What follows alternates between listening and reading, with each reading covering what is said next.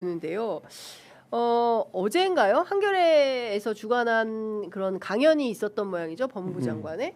근데 그 내용을 들어보면 보안 수사권에 대해서는 역시 예외적인 상황에서는 특히 소수자 인권 보호, 사회적 약자를 보호하는 차원에서는 필요한 거 아니냐라는 의견을 피력한 것 같아요. 법무장관 뭐 계속 그 얘기를 하고 있죠. 대통령 이재명 대통령이랑 문재인 전 대통령 만났을 때도 그 얘기가 나온 거잖아요. 예를 들면 피해가 있어 민생에 피해가 있으면 안 된다는 얘기. 그러니까 지금 정부 입장은 그 부분은 있는 것 같아요. 근데 저는 이 문제도 굉장히 오래되고 답답하고 논점이 좀 그거 하다고 생각하는데 불투명하다고 생각하는데 예를 들면 어떤 제도를 운영하는 데 있어서의 미비점이나 이런 게 예상되면 그거에 대한 개선 방안을 만들고 그게 그럼에도 불구하고 완전 폐지든 아니면 뭐 어떤 요구권을 주는 거든 아니면 다른 제도를 설계하는 거든 미비점에 대한 얘기가 나오는데 이 미비점에 대해서 지금 공교롭게도 어제 그제 이 보안수사권 완전 폐지를 주장하는 최강욱 전 의원이나 김용민 의원이 나와서 설명하는데 실패해 버렸잖아요. 그러니까 네, 그런 상황에서 언론에 얘기하면 된다는 게 좀 충격적이었어요. 그거 검언 유착 아닙니까? 아니, 그거는 언론 유착이야. 그 말이 아니고 설명해 주세요. 최근 언론들이 정말로 경찰 수사 미비한 거를 검찰이 해결한 거를 언론화하는데 혈안이 돼 있어요. 지금 저 보면. 그 누구지 그 사건이 그런 거 아니에요? 그 사건도 그렇지만 저처럼 이 부분에 관심 있게 기사를 찾아보는 사람 정말 별의별 게 다 나와요. 무슨 뭐 사기 사건이 벌어졌는데 경찰이 수사를 안 해가지고 피해자는 사망했는데 뭐 검사가 몇 번을 보안 수사를 지휘를 했는데 뭐 안 했다 막 이런부터 시작하고 뉴스가 가득 차 있어요. 그러니까 그 부분을 이야기를 하는 과정에서 네. 나중에 문제 되면 언론의 이야기하다가 내가 봤을 때 언론에서 그 이야기만 하면 다 써줄 거다. 그런 비유를 하는 과정에서 나왔던 이야기고 그런 거구나. 보안 수사권 폐지는요. 이거는 저는 거슬 수 없는 시대의 문제라고 봐요. 담배 끊으면서 특별한 상황에는 필 상황 만들어 놓고 끊으면 못 끊습니다. 그거는. 예. 그리고 파워 룰이라고 있어요. 유명한 룰이죠. 40, 70 룰이라고 해가지고 정보는 100%를 취합을 해서 판단을 하려고 하면 안 돼요. 정보는 필요한 정보의 40% 이상, 70% 미만이 모였을 때 판단을 해야 된다는 말이 있어요. 모든 상황을 다 가정해서 모든 상황을 다 수기하려고 하면 아무것도 결정하지 못하고 결정보다 더 중요한 시간을 놓치게 돼요.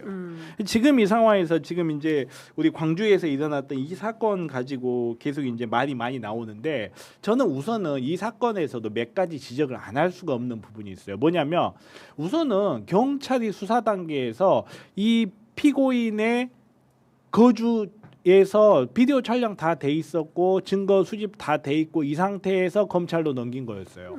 그래서 검찰이 보안 수사를 했다라고 하는데 보안 수사권이 필요하다라는 이 결론에 이르려면 이 행위가 보안 수사 요구권을 안 된다는 입증이 있어야 돼요. 근데 거기에 대한 입증은 없어요. 보안 수사 요구를 해서 해결할 수도 있는 문제예요, 사실은. 그리고 두 번째. 이 기사가 굉장히 독특한 게 뭐냐면 당사자 보도가 거의 없습니다. 신기할 정도로. 지금 구속된 수사팀장 같은 경우에 본인 혐의를 전부 부인하고 있거든요. 저 본인 혐의를 전부 부인하고 있고 살인 사건에 관한 수사였기 때문에 그 기타에 대한 자료들이 증거라고는 생각하지 못했다라고 이야기하고 있는데 여기에 대한 언론 보도 거의 없어요. 쉽게 말해서 저는 이걸 보면서 언론과 검찰의 오랜 유착 관계에 의한 이것일 수도 있겠다는 생각이 좀 많이 들어요, 사실.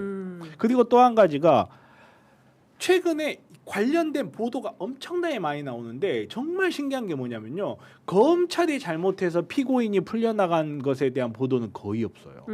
가장 대표적으로 권순일 대법관 사건 이거 검찰이 잘못해가지고 공소기각에 나와버린 거거든요. 검찰이 수사권을 이거 언론에서 검사가 이거 잘못했다 보셨어요? 그러니까 근데 저는 정 변호사님이랑 이 부분에서 조금 생각이 다른데 어떤 사건을 케이스로 하면 검찰이 잘못한 사건도 많고 경찰이 잘못한 사건도 많아요. 그러니까 지금 이제 우열을 가리기 어려운 수준일 근데 마침 겁니다. 지금 이 논의를 하는데 장윤기 사건이 등장했으니까 이 장윤기 사건을 갖고 검찰이 뭔가 플레이하는 거 아니야? 이 언론이 검찰과 카르텔을 이룬 거 아니 이러는데 저는 이제 그렇진 않다고 봐요. 이거는 죄목 변경을 발생할 수 있다라고 이제 본 건데 경찰이 이 제목을 이걸 적용하는 게 맞아? 2단계에서 이제 낸 거고 변호사님 말씀대로 이런 거가 증거 확보됐으면 갖고 와보지 이렇게 요구하는 것만으로도 뭐 관철될 수 있겠죠. 그러니까 이게 이 케이스로 다 설명할 수는 없고 저는 두 가지를 설명하면 된다고 생각해요. 뭐냐면 그러면 수사권은 오로지 경찰이 갖게 되는 상황. 그러니까 예를 들면 뭐 중수청 제외 있습니다만 그럼 여기서 경찰 통제 방안이 뭐냐 이게 하나 있어야 돼요. 그러니까 이거에 대해서 설명을 제대로 하면 되고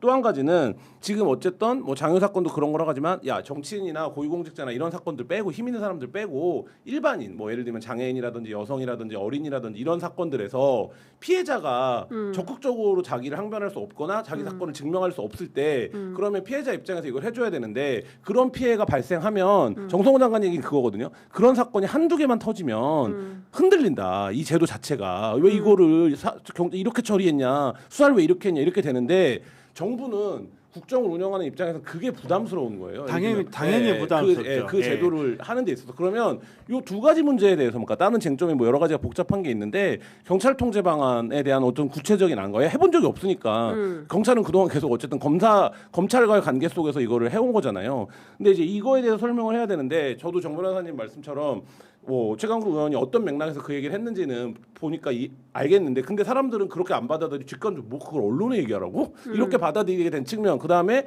어제 김용민 의원이 어쨌든 이 부분과 관련해서 이걸 뭐 김용민법으로 불러야 된다 이런 얘기까지 있는데 김용민 의원이 나와서 피해자가 더 열심히 말하자면 뭐 피해자를 구제할 수 있는 방법들을 제도적으로 이렇게 많이 설계했다라고 설명하고 넘어가는 방식으로는 제가 보기에는 지금 그 두 가지 지점에서의 설득을 좀 더 할 필요가 있다 이런 생각이 들어요. 그 부분에서 문제가 뭐가 있냐면 그러면 그동안에 우리 검찰은 그걸 잘했나요?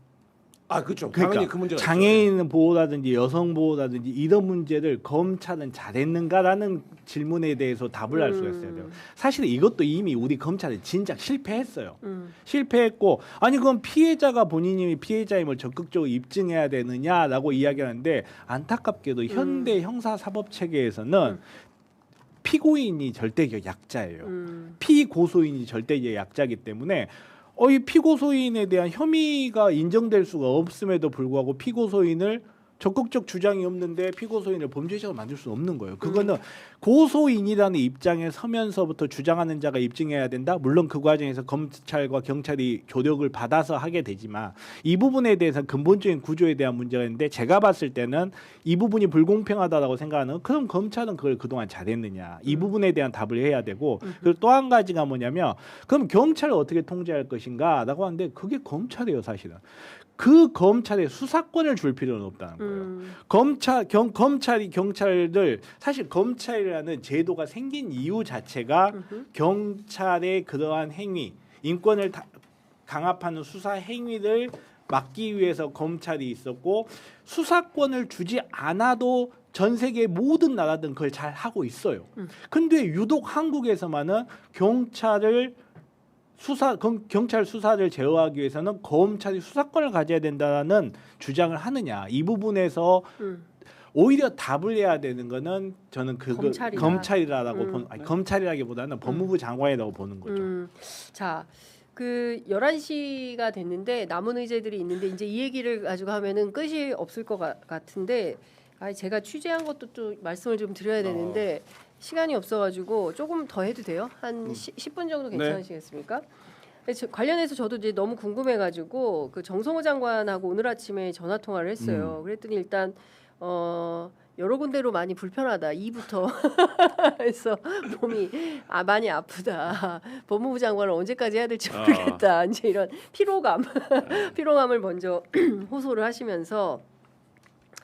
이제 중요한 것은 그 피해자에 대한 보호 기능이다. 그러니까 지금 가장 많은 게 뭐냐면 뭐 권력자들 뭐 이런 거는 논외로 치고 지금 그 김원 기자님 말씀하신 것처럼 스토킹 범죄, 아동 학대, 노인 학대, 장애인 학대, 성범죄 뭐 이런 것들에 대해서 이 보호 대책이 있냐 이거를 이제 보완 수사로 해달라는 게 여성 단체들을 포함한 성폭력 범죄 피해자들이 요구하는 게 많다. 이게 이제 2030 여성들한테 굉장히 불리해져서 이후에 민주당의 선거 구도에도 상당히 어려움이 될 수 있다. 이제 이런 지적을 합니다.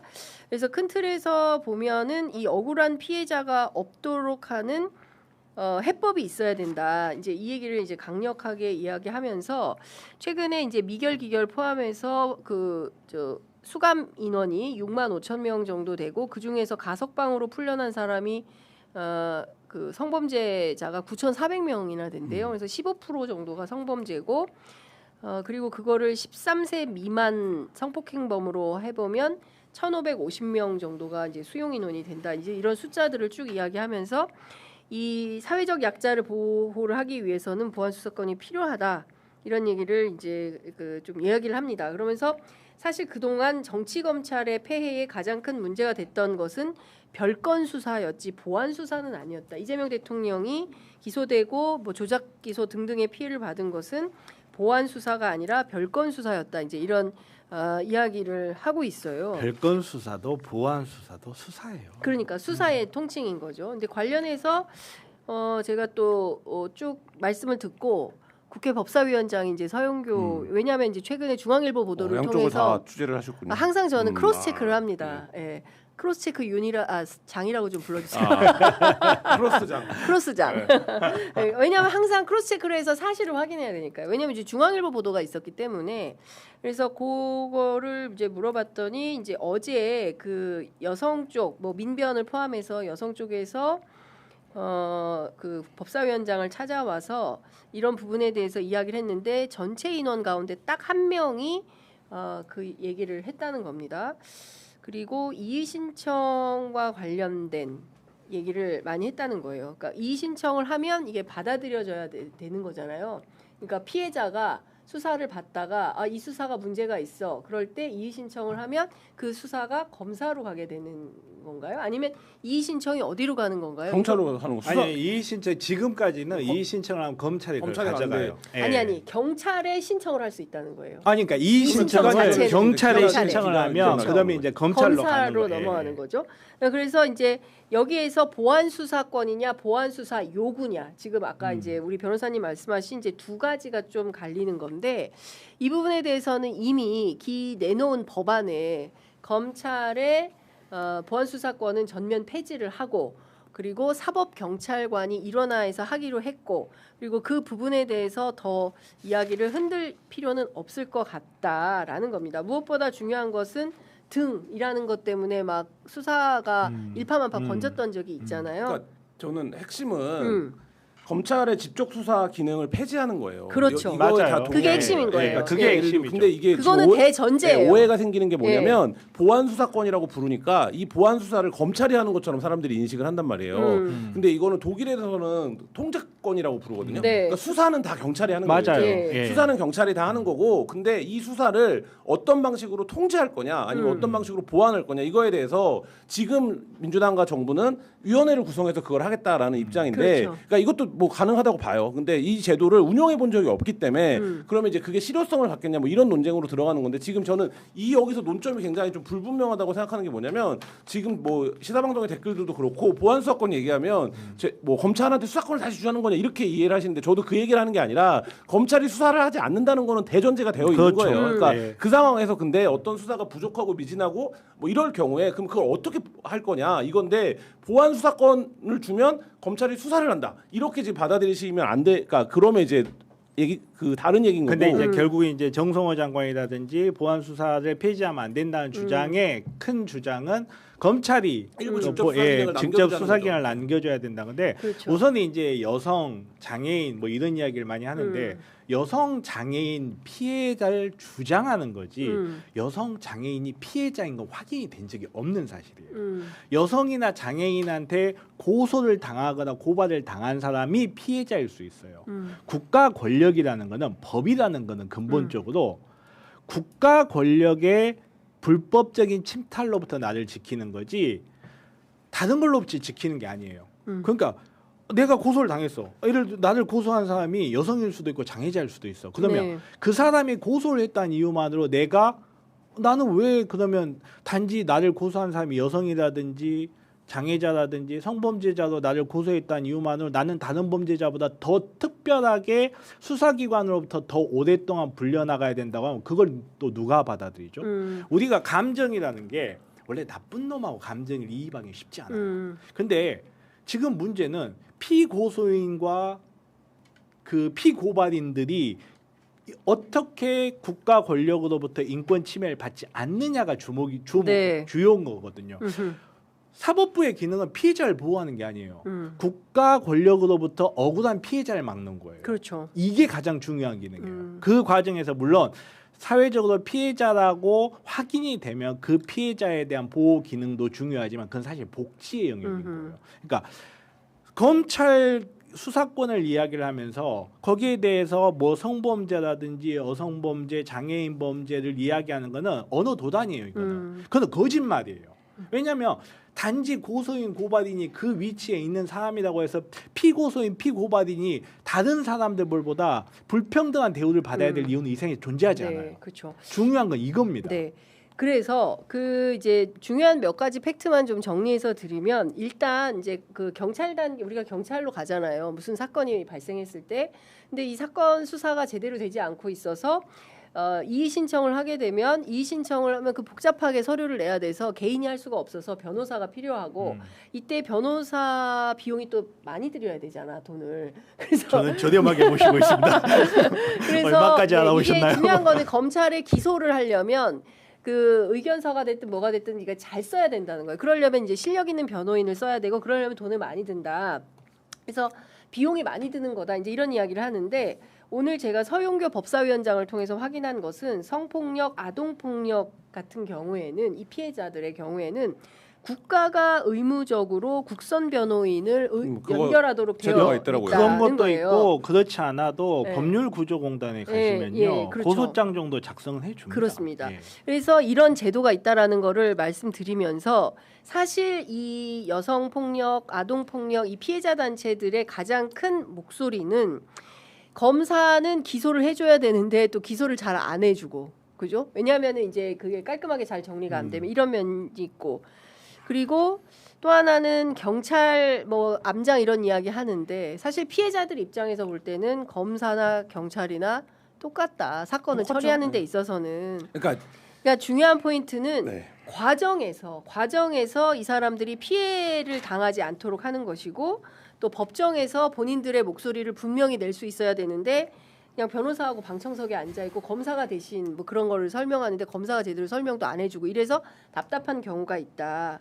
그래서 이제 이런 등등을 제도적으로 절차를 형사소송법 절차를 피해가 없도록 그리고 범죄자가 그 자기의 범죄에 대한 대가를 정확하게 치르지 않게 하는 건 못하게 이렇게 해야 된다. 이걸 굉장히 강조를 하고 있었습니다. 네, 하실 말씀? 근데 참 그게 있어요.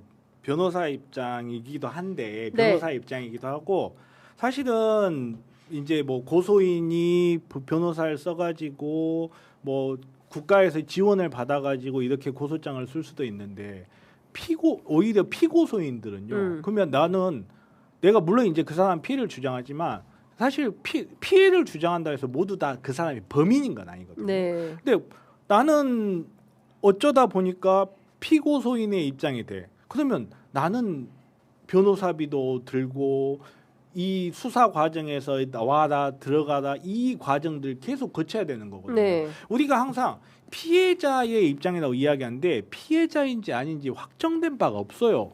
피해자라고 주장하는 사람이 있을 뿐이고 나는 가해자가 아니라고 주장하는 사람이 있고 이 다툼은 법정에 가야 확인이 되는 거예요. 비로소. 근데 그 과정에서 피해자라고 주장하는 사람의 인권이 중요해요? 아니면 나는 가해자가 아니라고 말하는 사람의 인권이 중요해요? 둘 다 중요하거든요. 둘 다 중요한데 지금 어느 순간부터 검찰에 대한 수사권 이야기하면서 피해자의 인권은 이라고 물어보는데 검사가 하는 일은요. 사실은 네. 피고소인의 인권을 보호하는 게 주임무예요. 그게 오히려 더 주임무예요. 네. 근데 그 부분을 완전히 배제해버리고 일반 수범자들, 수규자들이 감정이입하기가 쉬운 극단적인 애들을 들이면서 이렇기 때문에 검찰 보안 수사권이 필요하다라고 주장하는 건 저는 그건 사실이 아니다. 네. 이거는 사실 호도하는 거예요. 네, 알겠습니다. 그 사실은 그 지적이 굉장히 많이 있었고 이게 이제 장윤기 사건을 왜 그러세요? 날파리가 네. 모기가 죄송합니다. 여기 모기가 나도 잡아야겠네. 하여튼 이 이제 보안 수사권의 폐지가 임박하자 이런 언플이 많이 나온 건 사실이고 비단 요 사건 하나만 가지고 들여다볼 문제는 아닌 것 같고 본류가 무엇인지를 좀 잘 봐야 될 것 같습니다. 그리고 저희가 지금 11시 12분 지나고 있는데요. 이제 마무리를 해야 될 것 같고요. 오늘 오는 23일에 청와대에서 이재명 대통령이 직접 주관하는 부동산 관련된 대토론회가 예정이 되어 있다고 합니다. 사실 부동산 문제에 대해서 정말 대한민국 사람도 한마디씩 다 할 수 있는데 이날 어떤 토론회가 될지 저희들이 지켜보도록 하고요. 그리고 저희는 저 청와대 오픈 스튜디오 만들어진 거 아십니까? 네. 예. 네.